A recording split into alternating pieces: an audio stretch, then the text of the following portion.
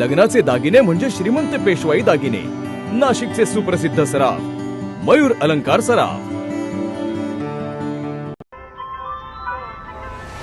ताज्या बातम्यांसाठी नाशिक न्यूजच्या YouTube चॅनलला सबस्क्राईब करा आणि बेल आयकॉनला प्रेस करा।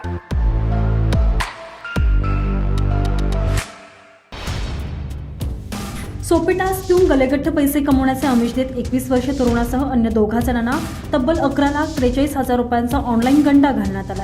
फसवणूक झाल्याचं लक्षात येताच मोहजालात अडकलेल्या तरुणांनी सायबर पोलीस ठाण्यात धाव घेतली असून फिर्याद दाखल केलेली आहे।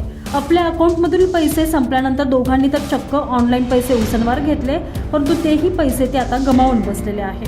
नाशिक शहरातील तिघाही फिर्यादींना एका टोळीनं वेगवेगळ्या नंबरवरून फसवल्याचं निष्पन्न झालंय। शिवम दयानंद सूर्यवंशी यांना याबाबत फिर्याद दाखल केलेली आहे।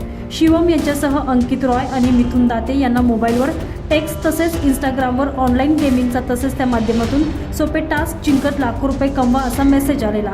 त्याला फिर्यादी बोलले, त्यांनी मेसेजच्या लिंकवर क्लिक करताच साईट ओपन देखील झाली आणि त्यांना सुरुवातीला 2 सोपे टास्क देण्यात आले।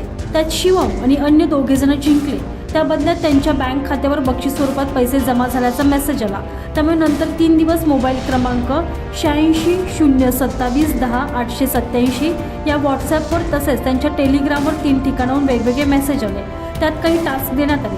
प्रीपेड प्रीमियम टास्कचे नाव सांगत मग संशयित सायबर आरोपींनी दिलेल्या अकाउंटवर पैसे भरण्यास सांगितले।